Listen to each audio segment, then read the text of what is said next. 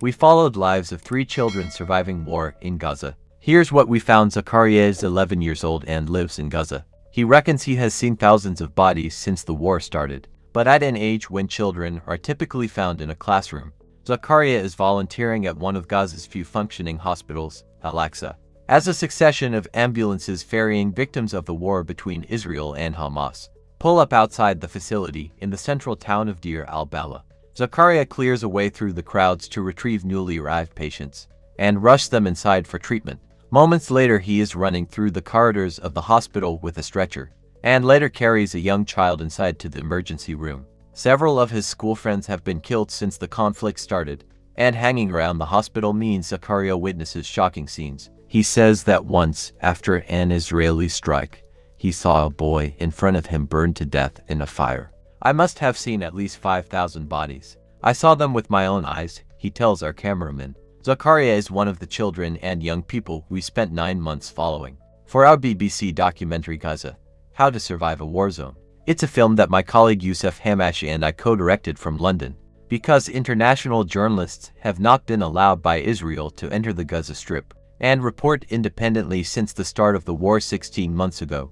To gather the footage and the interviews, we employed 2 cameramen who live in Gaza, Amyad Al-Fayumi and Ibrahim Abu Isheba, communicating with them regularly using messaging apps, internet calls, and mobile phone networks. Youssef and I wanted to make this documentary to show what everyday life is like for Gazan people, trying to survive the horrors of this conflict as it unfolded. We finished filming a few weeks ago, on the day the current ceasefire started. We focused on 3 children and a young woman with a newborn, because they are the innocents in this war, which came to a shaky pause on the 19th of January when a hostage release deal between Hamas and Israel took effect. More than 200 people have been killed in Gaza during Israel's offensive. According to the Hamas-run health ministry, the military action followed the attacks on southern Israel by Hamas on the 7th of October 2023, in which about 200 people were killed and 251 taken hostage. By and large, we filmed in an area of southern and central Gaza earmarked by Israel's army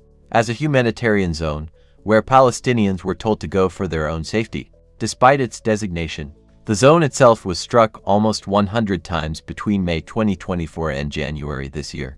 According to analysis by BBC Verify, the Israel Defense Forces said it was targeting Hamas fighters operating there. We wanted to know how children found food, decided where to sleep, and how they occupied themselves while trying to survive. Abdullah, 13, narrates the film. He speaks excellent English, having attended the British school in Gaza before the war, and does all he can to keep going with his education.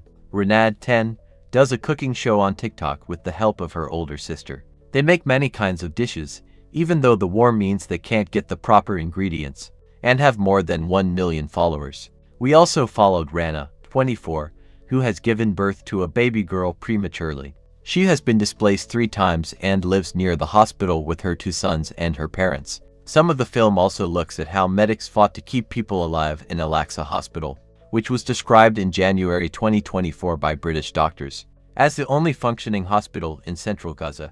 That's where we found Zakaria.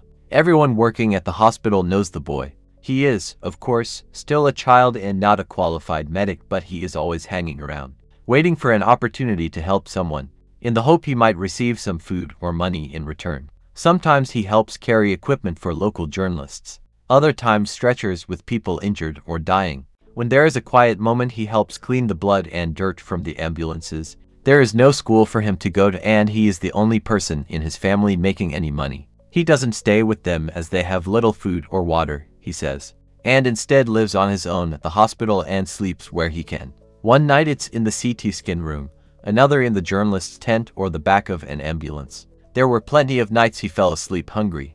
As much as they try, hospital staff can't keep him away from the chaos of caring for casualties. Zakaria idolizes the paramedics and wants to be considered part of the team. One of them, said, takes him under his wing. Whenever he treats Zakaria as a child, he says, the boy gets upset. Other staff see the care and attention Zakaria pays to them and the patients in the hospital, and teach him to give someone in for drip. In recognition of his efforts, they even make him a miniature set of blue scrubs, which he takes great pride in. Said tries to ensure the boy still gets a semblance of childhood, and in the film, we follow them on a trip to the beach. Sitting under the fronds of a tree branch, Zakaria tucks into the lunch Said has bought. The shawarma, he says, is perfect. Said jokes it's the only time the boy ever shuts up. But Said worries Zakaria has seen so much death and destruction that he may never fit in with children his age again. Zakaria is himself looking beyond childhood. I want to be a paramedic, he says. But first I need to get out of here.